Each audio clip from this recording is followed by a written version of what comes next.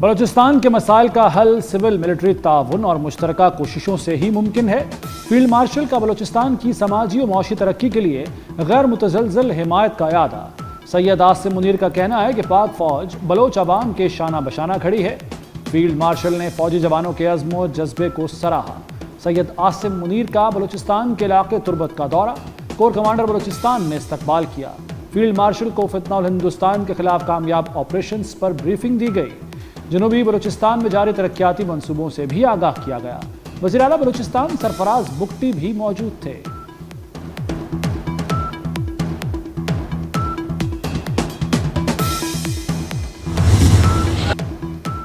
بھارت سے مذاکرات کی بھیک مانگنے کا وقت گزر گیا۔ بھارت سے اب برابری کی بنیاد پر بات ہوگی۔ Chairman P C B Mohsin Naqvi کا دو ٹوک اعلان، کہتے ہیں قومی ٹیم پر بلا وجہ تنقید بند ہونی چاہیے۔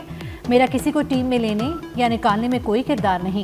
بھارت کے خلاف ہماری ٹیم بہت اچھا کھیلے گی۔ کھلاڑی دبئی میں اچھی پرفارمنس دکھائیں گے۔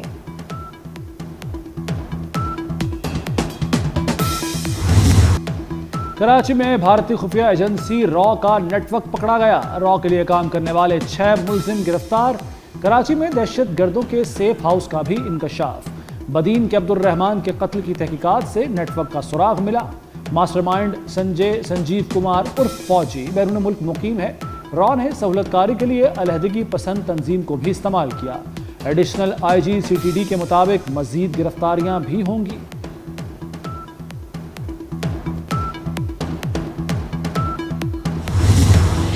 بنگلہ دیش سے تعلقات کا نیا دور، 13 برس بعد پاکستانی وزیر خارجہ کی ڈھاکہ آمد۔ بنگلہ دیش نے پاکستانی حکام کے لیے ویزا شرط ختم کر دی۔ سفارتی پاسپورٹ پر ویزے کی ضرورت نہیں ہوگی۔ اسحاق ڈار سے جماعت اسلامی بنگلہ دیش کے وفد کی ملاقات، پاک بنگلہ دیش تعلقات مضبوط بنانے پر تبادلہ خیال۔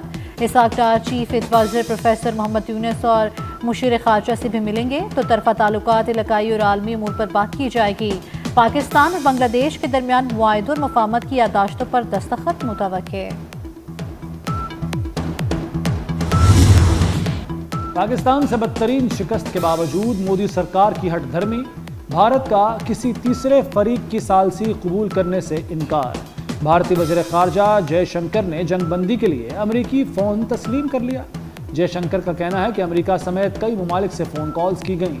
بھارتی وزیر خارجہ کا ٹیرف لگانے پر امریکہ سے بھی شکوہ، کہا صدر ٹرمپ نے تجارتی معاہدے پر دوہرا معیار اپنایا۔ بھارت کے خلاف پاکستانی میزائلوں کی کامیابی، امریکہ نے میزائل پروگرام تیز کر دیا۔ بلومبرگ کی رپورٹ میں کہا گیا ہے کہ بھارتی جارحیت کے خلاف پاک فضائیہ نے چین کے PL-15 میزائل کا کامیاب استعمال کیا۔ بھارتی جنگی طیاروں کو 100 میل سے زائد فاصلے پر مار گرایا۔ پاکستانی ایکشن نے امریکی فوج کو اپنی فضائی برتری کے لیے اقدامات اٹھانے پر مجبور کر دیا۔ بانی پی ٹی آئی کے بھانجے شیر شاہ کا 5 روزہ جسمانی ریمانڈ منظور۔ سیکیورٹی ذرائع کے مطابق شیر شاہ اور شیرز خان کی گرفتاری شواہد کی بنیاد پر کی گئی۔ جناح ہاؤس حملے کے وقت شیر شاہ مجرم حسان نیازی کے ساتھ تھا۔ دونوں بھائی عرصے سے روپوش تھے۔ دونوں ملک کے خلاف ڈیجیٹل میڈیا سیل بھی چلا رہے تھے۔ سانحہ 9 مئی ایک غداری تھی۔ ریاست پر حملہ آور احتساب سے نہیں بچ سکتے۔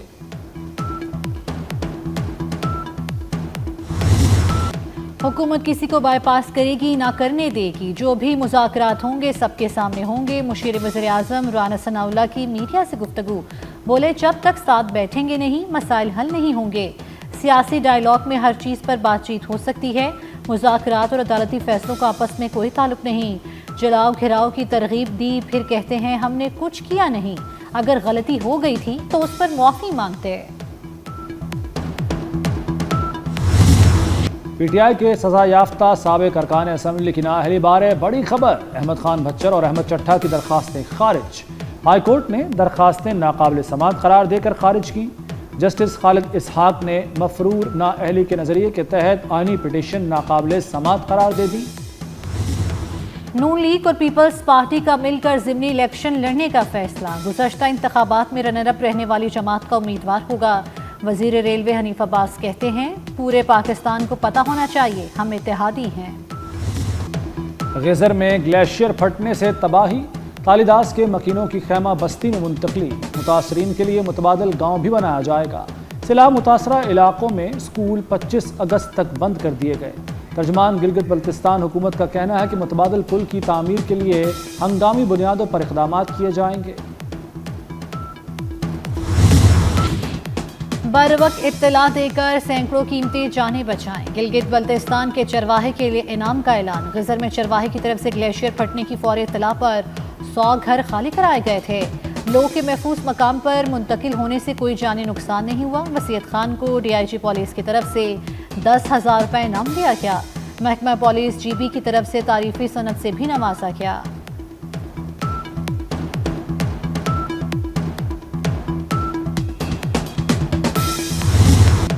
مانسون کا 8واں سپیل، لاہور، گجرات، گجرانوالہ، شکر گڑھ میں بارش، سرائے عالمگیر، لالا موسیٰ، کھاریاں اور تلا گنگ میں بھی جل تھل ایک ہو گیا۔ پشاور، ملاکنڈ، سوات میں بھی بادل کھل کر برسے۔ پہاڑوں کا پانی دریا سوات میں گرنے سے پانی کی سطح مزید بلند ہونے کا خدشہ پیدا ہو گیا۔ کراچی کے مختلف علاقوں میں بھی بارش ہوئی۔ محکمہ موسمیات کا کہنا ہے کہ بارشوں کا سلسلہ 27 اگست تک جاری رہے گا۔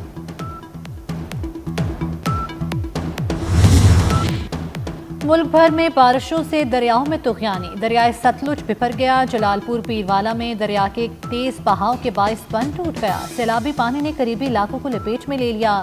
قصور، اکاڑا، پاکپتن، بھاول نگر اور وہاڑی میں ریسکیو ہائی الرٹ۔ گندا سنگھ کے مقام پر اونچے درجے کا سیلاب۔ جھنگ میں سیلاب نے تباہی مچا دی۔ کئی دیہات میں فصلیں تباہ۔ ہیڈ سلیمان کی پر بھی نچلے درجے کا سیلاب۔ مظفر گڑھ میں نچلے درجے کی سیلابی صورتحال۔ شکر گڑھ میں ندی نالوں میں سیلابی صورتحال سے ہزاروں ایکڑ فصل تباہ ہو چکی۔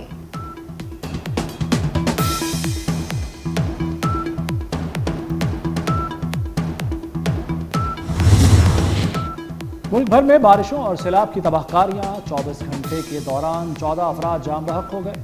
NDMA کے مطابق 26 جون سے شروع ہونے والی بارشوں کے دوران جاں بحق افراد کی تعداد 785 ہو گئی۔ ملک بھر میں 1111 افراد زخمی ہوئے۔ 4735 گھروں کو نقصان پہنچا۔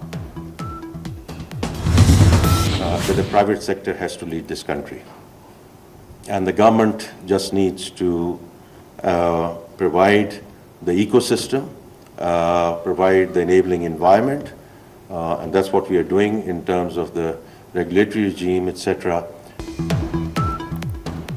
ملکی معیشت بہتری کی جانب گامزن ہے۔ تاجر اور سرمایہ کاروں کو سہولیات کی فراہمی ترجیح ہے۔ وزیر خزانہ محمد اورنگزیب کا اسلام آباد میں تقریب سے خطاب۔ کہا ملک میں 10 سے 15% لوگ ڈیجیٹل کاروبار سے مستفید ہو رہے ہیں۔ مستقبل میں ڈیجیٹل اثاثوں کا رجحان بڑھے گا۔ ڈیجیٹل سرمایہ کاری میں شفافیت کو یقینی بنانا ہوگا۔ محسن سپیڈ ان ایکشن، اسلام آباد میں تجاوزات کے خاتمے کا حکم دے دیا۔ وزیر داخلہ محسن نقوی کی زیر صدارت CDA ہیڈ کوارٹرز میں اجلاس۔ ٹی چوک فلائی اوور، شاہین چوک انڈر پاس کا اگلے ماہ سنگ بنیاد رکھنے کا فیصلہ۔ محسن نقوی کی ہاؤسنگ سوسائٹیز کو قواعد و ضوابط پر سختی سے عمل درآمد کرنے کی تنبیہ۔ ڈپلومیٹک انکلیو اپ گریڈیشن پروجیکٹ کے پہلے مرحلے پر فوری کام شروع کرنے کا حکم۔ 2 5 اسٹار ہوٹلز کا تعمیراتی کام 31 دسمبر تک مکمل کرنے کی ہدایت۔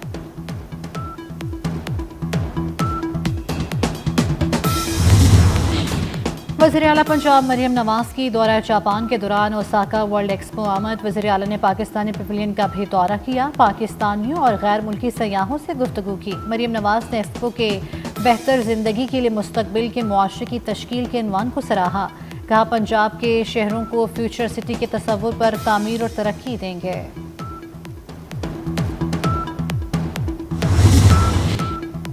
کراچی میں مصطفیٰ عامر قتل کا بڑا ثبوت سامنے آ گیا۔ مصطفیٰ عامر پر جس کمرے میں تشدد ہوا اس کی CCTV فوٹیج 24 نیوز کو مل گئی۔ فوٹیج میں ملزم ارمغان کے ملازم کو خون صاف کرتے دیکھا جا سکتا ہے۔ زہیر ملازم نے خون کے نشان مٹانے کی کوشش کی۔ ملازم نے برش اور بوتل میں موجود لیکوڈ سے خون صاف کیا۔ ملزم ارمغان نے رات 1:30 بجے کے قریب ملازم سے خون صاف کرایا۔ فیروز والا میں ایک اور لڑکی اغوا۔ رکشے میں سوار لڑکی کو 2 نامعلوم موٹر سائیکل سوار گن پوائنٹ پر اغوا کر کے لے گئے۔ فیروز والا میں 8 روز میں لڑکیوں کے اغوا کی تیسری واردات ہے۔ پولیس ملوث ملزموں کو پکڑنے میں ناکام۔ شہریوں کا چوکی کوٹ نور شاہ کے سامنے احتجاج، ٹریفک معطل۔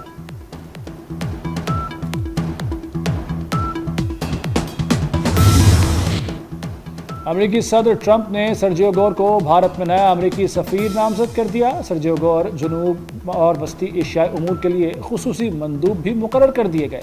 سرجیو گور وائٹ ہاؤس میں صدارتی پرسنل آفس کے ڈائریکٹر کی حیثیت سے خدمات انجام دے رہے ہیں.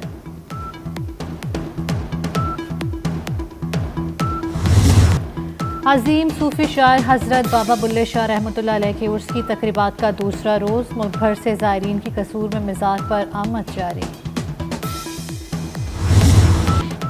پی سی بی کے بورڈ آف گورنرز کا 80واں اجلاس. Chairman P C B Mohsin Naqvi نے صدارت کی. کرکٹ کا معیار بہتر بنانے کے لیے اقدامات پر غور. کلبز کی اسکروٹنی کے لیے طریقہ کار میں رد و بدل کی منظوری. پی سی بی کے اپ ڈیٹڈ فائنینشیل رولز اور آڈیٹرز کے اثر نو تقرر کی بھی منظوری دی گئی.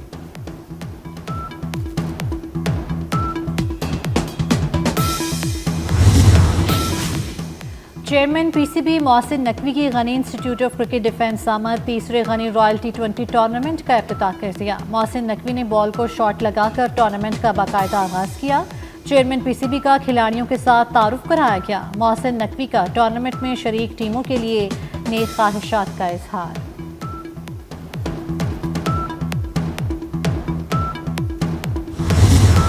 جنوبی کوریا میں ایشین تھروئنگ چیمپئن شپ جیولن تھرو میں پاکستان کے یاسر سلطان نے کانسی کا تمغہ جیت لیا.